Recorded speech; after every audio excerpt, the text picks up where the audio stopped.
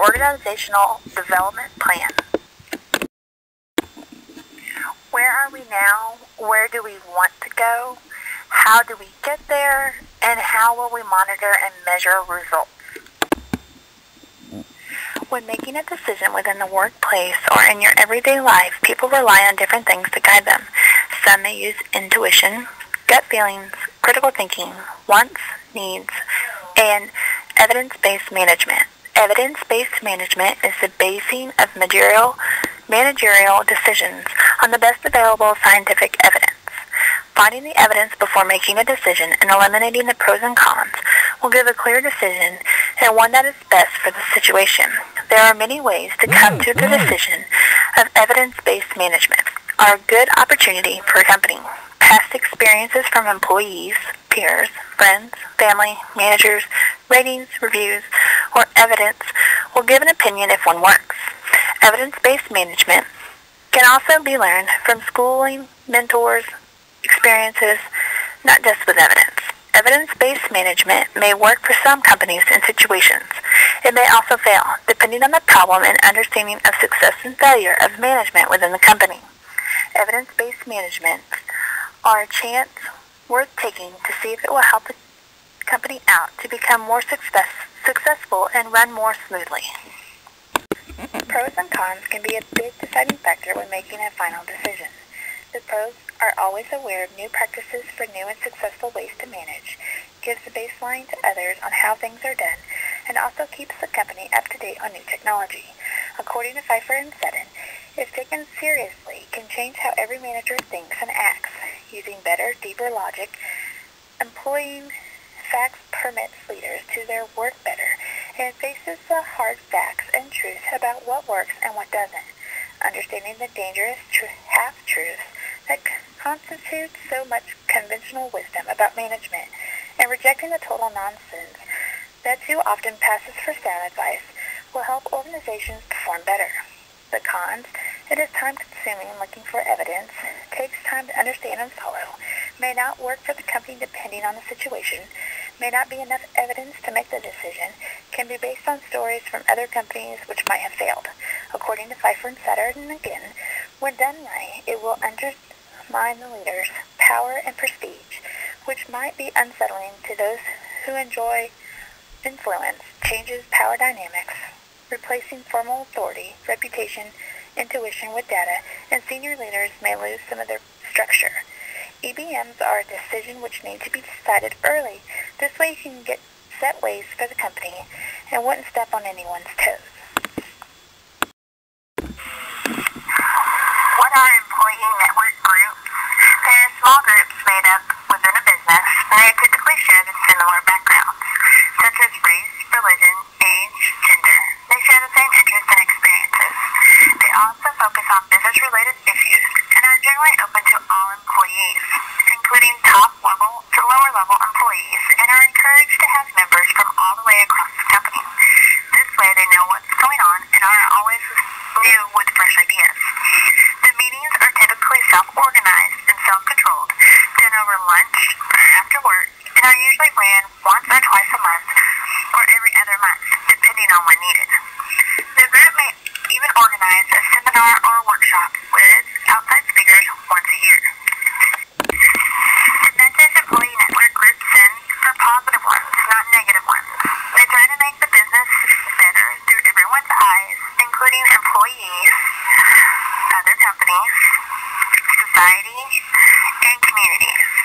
They try to reduce employee turnover, try to increase satisfied and happy employees and customers, all while being a successful company. Members of the employee network groups support each other, the community, the company, their goals, and diversity. They also enjoy being around others who are more like themselves by feeling comfortable, discussing challenges, and exchanging ideas. Emotional intelligence is the ability to monitor one's own and others' feelings and emotions, to discriminate among them, and use this information to guide one's thinking and actions. Self-awareness, self-management, social awareness, and relationship management are contributors. Emotional competencies are basically our 5 big personality traits, where the emotional intelligence deals with emotional competencies well as our performance of a job. Emotional competencies involve achievement, power, and inflation. Knowing one's emotions, managing own emotions, motivating oneself, recognizing and understanding other people's emotions, and managing relationships. One of the main reasons people leave a company is based on relationships. Emotional intelligence helps out the organization on many levels. Emotional intelligence have profound impact on productivity and individual success. With emotional intelligence, you are able to reach your goals within the company and even personal goals. The emotional intelligence has skill areas. One being personal competence, which you manage yourself, and two, social competence, which you manage relationships. Emotional intelligence gives people the comfortable, at ease feeling at work. Knowing one's self-awareness and self-management, along with one's social skills, will help make employees feel comfortable and be satisfied with their job. An organization's success begins with management hiring the right employees to run the company who are honest, trustworthy, hardworking, loyal employees. When the employees are happy and care about the work, it carries over to the customers. When employees are satisfied, they will be happy with their job and will produce more quality products and be more successful, not just in an organization, but in their personal life as well. Happy employees are productive employees, and happy customers are returning customers. Human resources can help improve employee satisfaction by testing employees to see where their strong suits lie, give proper training to employees, improve interview process, hire the right people for the job, including managers, putting skills to the test, and evaluating employees to see where they can improve. If employees aren't satisfied with their job, they aren't going to perform to their best abilities, so therefore won't produce good product, which then trickles down to the customer/consumer. When the customer isn't happy, they are more likely not to go return to the business to the company and will let others know what they experienced. Both have an effect on the other, and without both, your business will not be successful. An organization just has to look at which way works best for them and their employees. Leaders and their followers, not in just organizations, but in everyday issues. Leaders who are passionate about their work, who develop the ability to focus on things that matter most, and exercise unwavering resolve in their decisions, have a greater opportunity to influence those around them and affect change in their followers, their organizations, and even in themselves. The most effective bosses are those who have the ability to sense how their employees feel about their work situation and intervene effectively when those employees begin to feel discouraged or dissatisfied. Effective bosses are also able to manage their own emotions, with the result that employees trust them and feel good about working with them.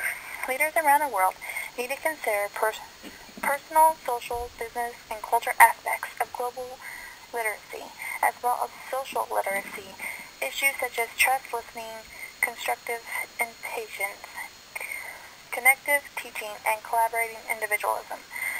Successful at leadership will give other leaders in the organization an example on how to become a successful organization. Motivation is a process that accounts for an individual's intensity, direction, and persistence of effort towards attaining a goal. Motivation doesn't just happen in the workforce, but also happens outside of work. Employees who have something motivating them at home is also going to be motivated at work as well.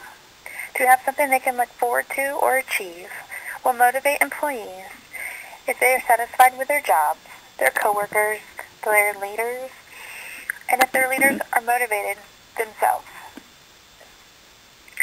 McClelland's theory of needs for business are need for achievement, need for power, and need for affliction, where hierarchy needs is psychological, safety, social, self-esteem, and self-actualization. One way to motivate employees is by gifts, recognizing their work, having them obtain goals, and maybe even incentives. Communication is the transfer and understanding of meaning. It is also what the business is all about. You can have communication going downward, upward, nonverbal, oral, written, and even electronic. Without communication, a business would fail, from all the way up from higher management to lower employees. Communication can be body language, the tone and voice, and the way one works. With better communication throughout the whole organization, the better way to solve problems, come up with new ideas, motivate each other, and eventually be successful. Communication can also be miscommunicated, and it can also have clear communication. Conflicts happen all around the world, every day, in organizations and in everyday life. Conflicts between culture and organizations usually are religion, language, education, and different views. Although different organizations and cultures handle things differently, knowing how the culture operates and handles things will be a benefit in negotiation between the two.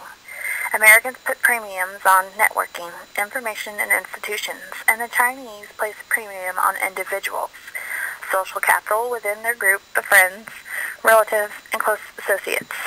Chinese like to use the word ganaxi, which means relationships, while Americans are seen as aggressive, use big executives to try and seal the deal, to make negotiations fast, more of an individual organization, and contract are the deal.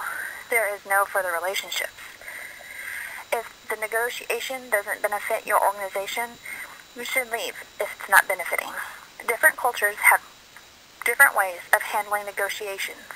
Knowing how to handle situations will help the organizations in making the right deals.